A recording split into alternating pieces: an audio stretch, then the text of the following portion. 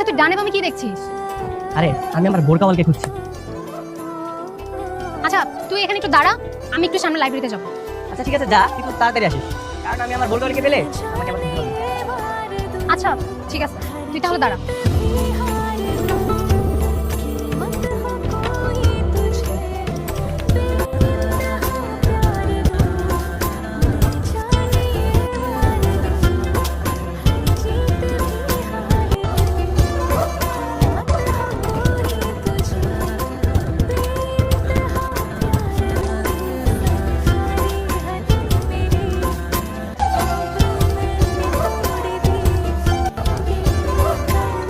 ভাগ্নি, আর তুই এখানে রাখা কেন?